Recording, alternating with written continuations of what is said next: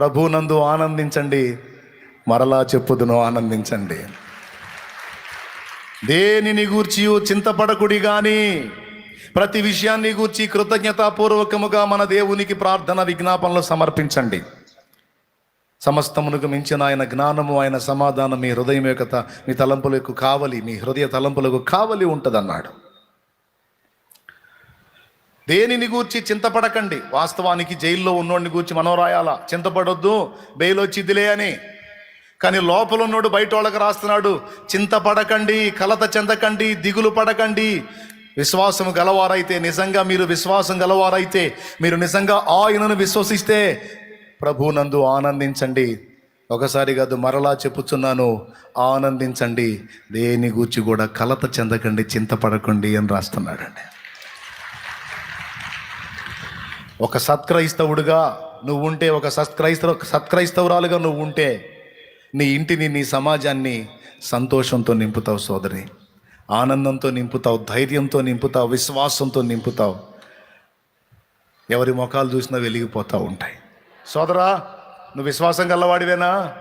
అట్లయితే నీ కుటుంబం మొత్తం కలత చెందినా నువ్వు చక్కని చిరునవ్వుతో వాళ్ళందరినీ ధైర్యపరుస్తావు. భయపడవాకండి, మనం నమ్మినవాడు సజీవుడు, ఆయన మనకు తోడై ఉన్నాడు. విశ్వాసం లేదా? విశ్వాసం లేదా? చేదైన అనుభవాలను మధురమైన అనుభవాలుగా మార్చగలిగిన దేవుడు మనకు లేడా? భూమి ఆకాశములకు సృష్టికర్త అయిన జీవము గల దేవుడైన యెహోవా మన పక్షముననున్నాడు. ఇంతగాదు, ఇంకా ఇంత ఆపదైనా సరే దానిలో నుండి ఆయన మనల్ని కాపాడుటకు సమర్థుడు. మనం కృంగిపోతే బాధపడతాడు, మనం దిగులు పడితే బాధపడతాడు, మనం చింతపడితే బాధ ఫీల్ అవుతాడు ఆయన. మనం దిగులు పడి, నిరాశపడి, కృంగిపోయి, మనం ఇబ్బంది పడి ఆయన్ని అవమానపరుద్దామా? ఆయన్ని బాధ పెడదామా? మరి మనం ఏం చేస్తే సంతోషపడతాడు? ఆయన మీద మనం భారం వేసి ఆయన యందు విశ్వాసం ఉంచి మనం సంతోషంగా ఉంటే ఆయన సంతోషిస్తాడు. మీలో ఎవడు చింతించుట వలన తన ఎత్తుమూరెడు ఎక్కువ చేసుకొనగలడు? అల్ప విశ్వాసులారా, నేడుండి రేపు పొయ్యిలో వేయబడు అడవి గడ్డిని అంత సుందరంగా అలంకరించిన మీ తండ్రి మరి నిశ్చయంగా మీకును సమస్తము దయచేయును కదా. మీరు పువ్వుల కంటే, పక్షుల కంటే శ్రేష్ఠులు కాదా? విత్తని పక్షులను నిత్యము పోషించుచున్నావు, విత్తని పక్షులను నిత్యము పోషించుచున్నావు. నీ పిల్లలు వాటి కంటే శ్రేష్ఠులే కదా. నీ ఉన్నంత వరకు నీ పిల్లలు వాటి కంటే శ్రేష్ఠమే కదా. నీ ఉన్నంత వరకు ఆశ్చర్యకరుడా, నా ఆలోచన కర్తవు, ఆశ్చర్యకరుడా, నా ఆలోచన కర్తవు. నిత్యుడగు తండ్రివి నా శాలేము రాజు, నిత్యుడగు తండ్రివి నా శాలేము రాజు. హల్లెలూయా. ఒక విశ్వాసిగా, దేవుని అందలి భయభక్తులు కలిగిన బిడ్డగా నువ్వు నీ ఇంట్లో ఉంటే నీ ఇంటికి దీపం, నీ సమాజంలో ఉంటే నీ సమాజానికి నువ్వే దీపం. భయపడకండి, కృంగ నిమిత్తం లేదు. నా దేవుడున్నాడు, నేనున్నాను అనగలగాలి. అది క్రైస్తవుడంటే. అది క్రైస్తవుడంటే ఈ కలత, నిరాశ, నిస్పృహలను అసహించుకోవాలి. మనం ఏం చేయాలి? అసహించుకోవాలి. మనం సంతోషంగా ఉండాలి, 10 మందిని కూడా సంతోషపెట్టే విధంగా అడుగులు వేయాలి. ఎవరిని బట్టి? దేవుణ్ణి చూపించి, ప్రభువుని చూపించి, రక్షకుణ్ణి చూపించి. అవసరమైతే కుటుంబమైన, సమాజమైన దేవుణ్ణి బట్టి ఉద్ధరించడానికి నువ్వే పూనుకోవాలి, నేనే పూనుకోవాలి, మనమే పూనుకోవాలి. ఇంటి వాళ్ళనైనా బయట వాళ్ళనైనా మనమంటూ ఉన్నామంటే ఒక భరోసా ఉండాలి. గుండె చేదిరినోడు మనల్ని పిలవాలి. గుండె చేదిరినోడు ఎవరిని పిలవాలి? ఫస్ట్ దేవుణ్ణి పిలవాలి. రెండవది దేవుని బిడ్డవైన నిన్ను దేవులు అడుకోవాలి. మరి చాలామంది వచ్చి శాలెమ్మని ఏడున్నాడు, శాలెమ్మని ఏడున్నాడా? శాలెమ్మని కావాలి. ఇదిగో ఈ అన్న ఉన్నాడమ్మా, ఈ అన్న కదా అన్న.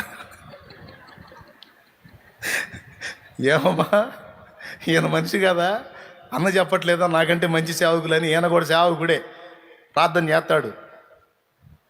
ప్రార్థన కాలే అన్నయ్య, అన్నయ్యతో మాట్లాడాలి. ఇప్పుడు ఏం లేదు, నేను కనపడి అది ఏం కాదులే అంటే చాలిక. నేను కనపడాలి, నేను కనపడితే నేను ముందేం మాట్లాడతానో వాళ్ళకి తెలుసు. బాగా గుండె చెదిరి వస్తారు దిగులతో, ఇట్టంట ఇట్టంట అనుకుంటూ వస్తారు. నేనంట ఎవడు చెప్పాడు అంట. ఎవడు చెప్పాడు? దేవుడు చెప్పలేదుగా, దేవుడు చెప్పలేదుగా, మరి ఎందుకు అట్ట అయిపోయా? ఇంతకంటే గొప్పవి వచ్చినాయి తీసేశాడు దేవుడు. దీనికి ఏంది ఎంత కంగారు పడుతున్నాయింది? ఆ ముఖం ఏంది అట్ట పెట్టేసింది? ముందు ప్రశాంతంగా ఉండు, ముందు ఆ దడ తగ్గించుకో, ముందు కాస్త నవ్వు ముందు అని ఏదో ఒక మాటను ముందు మనిషిని. లేకపోతే వాళ్ళ టెన్షన్ ఉంటే నాకు టెన్షన్ వచ్చింది.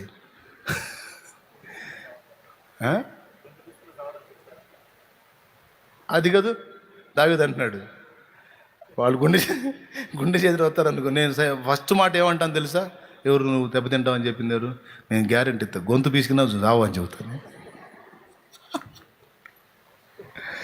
గొంతు పీసుకున్నా నువ్వు సావు అంతే. ధైర్యం. మన దేవుడు ఎవరు?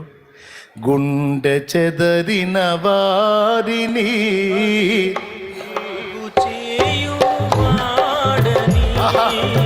గుండె చెదరిన వారిని బాగు చేయువాడని,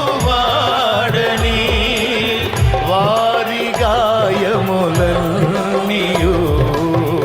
కట్టుచున్నవాడని,